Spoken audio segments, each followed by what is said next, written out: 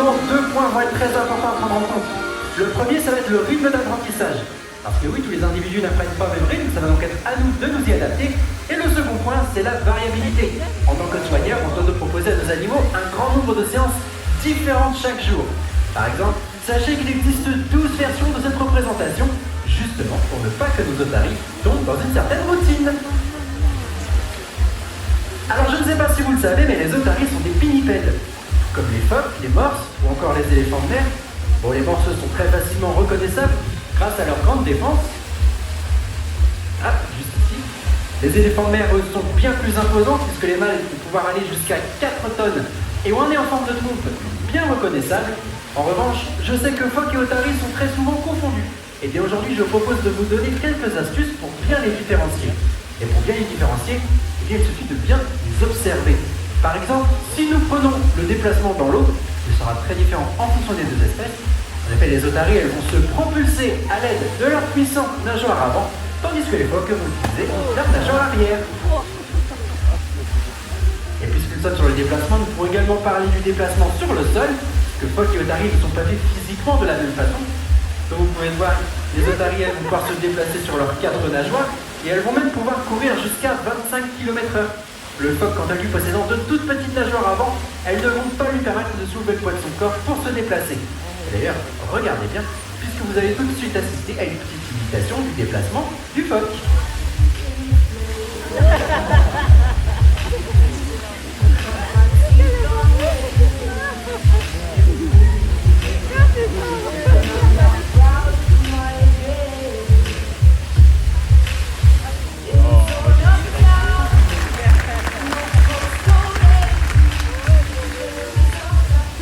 Une autre astuce pour bien différencier phoque et otarie va se situer au niveau de la tête. Si vous regardez bien la tête de nos 3 femelles, vous allez voir qu'elles vont se rapprocher un peu plus de vous. Vous pourrez voir qu'elles ont de toutes petites oreilles. On appelle ça des pavillons externes. Tandis que chez le phoque, eh bien, ce ne sont que de petits orifices. Vous l'aurez compris, il est impossible de distinguer des oreilles chez le phoque. Moi, je vous parle de différence, mais sachez qu'il y a quand même des points communs, notamment la présence de poils, puisque ce sont bien des mammifères. Alors, je vous l'accorde, il n'est pas très évident de le voir lorsque nos otaries sont toutes mouillées, mais si vous regardez bien, lorsque Malik les caresse à vos pouces-poils, vous allez ainsi apercevoir leur court pelage d'environ 1 cm. Bon, est-ce que c'est un peu plus clair pour vous maintenant? Oui, vous êtes sûr? Eh bien, on va voir ça. Petit test. À votre avis, à gauche, phoque ou otarie? Phoque, très bien. Et donc à droite? C'est l'otarie. Félicitations. Et bien maintenant que ça n'a plus de secret pour vous, j'aimerais attirer votre attention sur les différentes formes se trouvant tout autour du bassin. Peut-être que vous vous demandez à quoi elles peuvent bien servir. Eh bien, elles nous servent à stimuler mentalement nos otaries. En fait, il faut savoir qu'on a appris à chacune d'entre elles à reconnaître une forme bien précise, à aller la retrouver et surtout à aller la toucher. Alors, nous allons pouvoir commencer par Amy, et Amy doit retrouver le trèfle.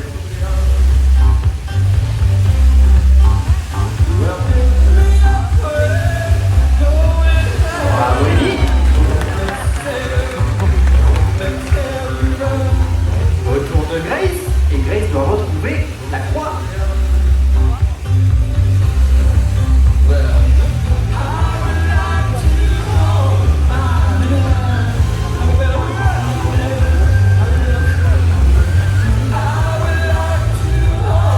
Bravo Grace. Et enfin, autour de Nola, et Nola doit retrouver le poisson.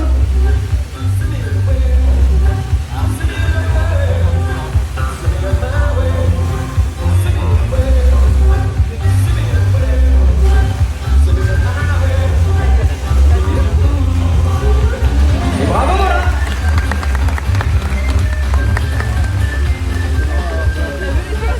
J'aimerais maintenant aborder un sujet qui nous tient particulièrement à cœur, la protection de l'environnement.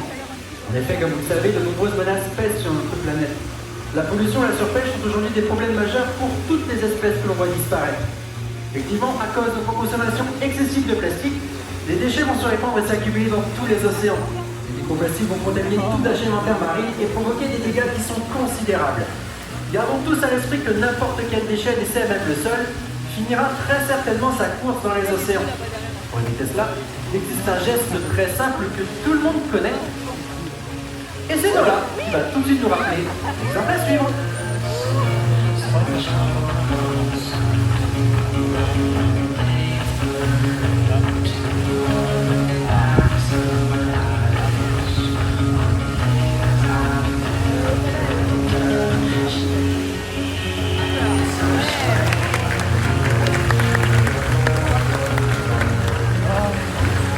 Tous les jours, vos applaudissements nous montrent que vous êtes sensibles à ce geste. Alors ce geste, nous l'avons appris à nos otaries. Mais vous doutez bien que dans la nature, les choses sont très différentes, puisque tous les jours, des poissons, des oiseaux, mais aussi des mammifères marins, vont mourir soit en ingérant nos déchets, soit en restant emmêlés dans les filets de pêche. Nous avons tous une part de responsabilité dans ce qui se passe aujourd'hui dans le monde, mais également un rôle à jouer afin de protéger ces espèces et leur environnement. Et cela commence par jeter nos déchets à la poubelle, ou bien de ne pas hésiter à ramasser ce que l'on trouve par terre. Oui, je pense qu'on peut applaudir bien fort. Nous là pour ce joli rappel.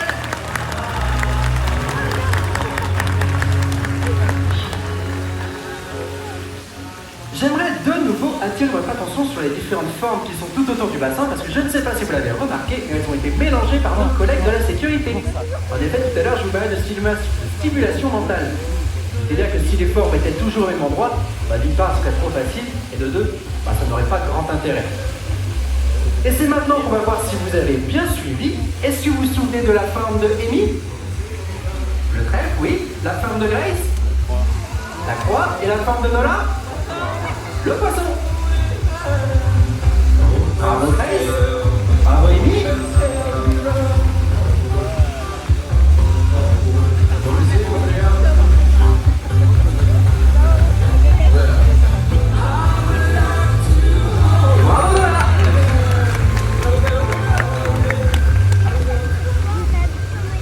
Alors si vous observez bien la tête de nos trois femelles, vous pourrez voir qu'elles ont de très longues moustaches. On appelle ça des vibrisses. C'est un élément sensoriel très important pour elles, notamment parce qu'elles vont permettre de chasser lorsque les eaux sont troubles, mais également d'analyser leur environnement.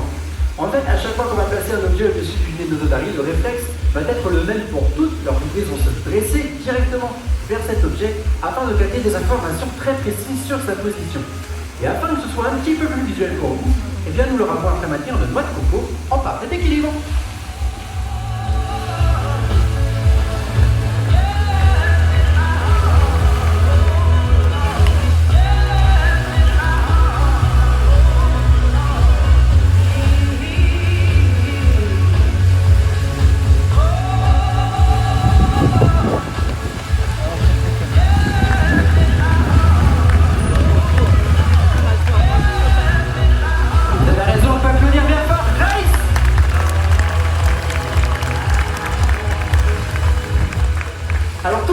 Nous permet de vous montrer différents comportements, mais il faut savoir qu'en coulisses il est très important, notamment parce qu'il va nous permettre d'assurer le bon suivi de la santé de nos animaux. On va appeler cela l'entraînement médical, et il va permettre à nos vétérinaires de venir pratiquer des soins ou des examens directement sur nos animaux. Alors cet entraînement va se diviser en plusieurs étapes. La première étant qu'il va falloir désensibiliser nos animaux à la présence du vétérinaire, mais également de son matériel médical. Nous allons également leur apprendre à maintenir différentes positions adaptées aux différents soins et examens. Alors, il faut savoir que tous les jours, nous pratiquons des soins quotidiens avec nos animaux. Nous pouvons par exemple checker l'intérieur de leur gueule sur simple demande, ce qui peut être très pratique pour vérifier l'état des dents, de la langue ou encore du palais. Alors ici, on peut le faire de deux façons différentes. On peut le faire à distance avec nos deux doigts, mais on peut également le faire à proximité avec nos deux mains. L'idée, c'est de pouvoir contrôler l'ouverture et la fermeture de la gueule, ce qui peut être très pratique pour certains examens. Alors je sais que dans les gradins vous êtes un petit peu loin, vous ne pouvez pas forcément bien voir, c'est pourquoi vous avez fait un gros plan de l'intérieur de la gueule de Paco, le mâle de notre groupe. Et une question qui revient très souvent lorsque l'on montre ce cliché, eh bien c'est pourquoi les dents sont noires. Et c'est tout à fait normal, il s'agit en fait du tartre qui vient s'accumuler avec le temps, et chez les otaries, le tartre en cette couleur-là. Et d'ailleurs, vous pouvez également observer que toutes ces dents sont pointues, parce qu'il faut savoir que les otaries ne mâchent pas leur nourriture, elles avalent le poisson tout rond. Alors nous pouvons également venir leur couper les griffes, puisqu'il faut savoir qu'elles en possèdent uniquement en nageoire arrière, et lorsqu'elles sont trop longues ou trop abîmées, eh bien nous allons pouvoir venir et leur couper. Et d'ailleurs, si vous vous demandez à quoi servent les griffes chez les otaries, tout simplement se gratter. Nous pouvons également leur faire un prélèvement nasal, pour cela nous leur avons appris à souffler très fort sur demande. Ainsi, si le vétérinaire en a besoin, il va pouvoir venir placer son réceptacle devant le museau de notre otari, et alors nous pourrons lui demander de souffler très fort. Petite illustration avec Nola.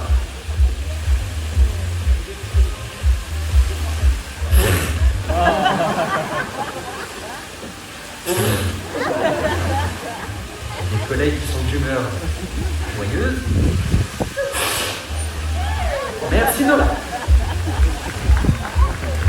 Alors nous pouvons également écouter leur cœur ainsi que leur respiration. Pour cela, bien, nous avons désensibilisé au stéthoscope. Vous pouvez voir avec Amy et Grace, elles sont parfaitement habituées. Alors nous pouvons également faire des examens plus complexes comme des prises de sang, des échos ou encore des radios. Et pour ce qui est des examens plus complexes, eh bien, l'anesthésie va rester nécessaire, mais cet entraînement va nous permettre de les réduire au minimum. Et c'est notamment grâce à cet entraînement que les animaux vivant en parc zoologique vivent plus longtemps que ceux qui sont dans la nature. Ouais, je pense qu'on peut applaudir bien fort Grace, Amy et Nola pour leur participation.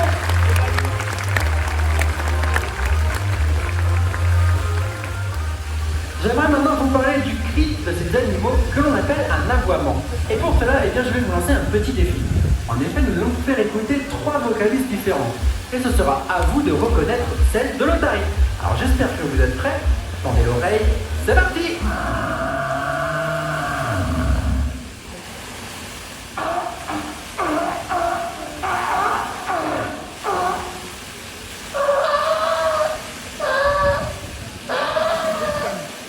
Deuxième. Alors, qui vote pour le cri numéro 1? Levez la main. Pardon. Qui vote pour le cri numéro 2? Ah oui, grosse majorité. Et qui vote pour le cri numéro 3? Quelques mains par-ci par-là. Ok, très bien.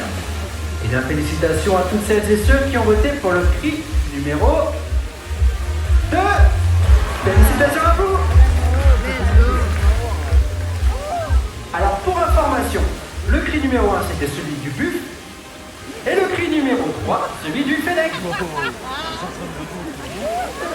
Alors, il faut savoir qu'ici, nous avons appris nos animaux à aboyer sur demande. Comment on a fait? Eh bien, on a tout simplement attendu qu'elles le fassent d'elles-mêmes. Dès qu'elles l'ont fait, nous les avons récompensées. Puis petit à petit, nous y avons associé un mot et un geste. Alors, il faut savoir que chaque otari possède sa propre vocalise. Celle que vous avez entendue, eh bien, c'est celle de Vénus, une femelle de notre groupe. Donc, ce que je vous propose, eh bien, c'est de comparer sa vocalise à celle de Nola, à celle de Amy et enfin à celle de Grace.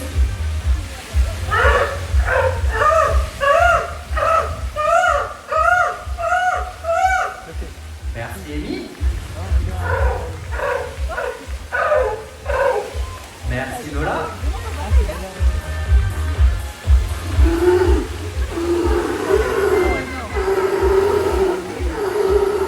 Et merci Grace.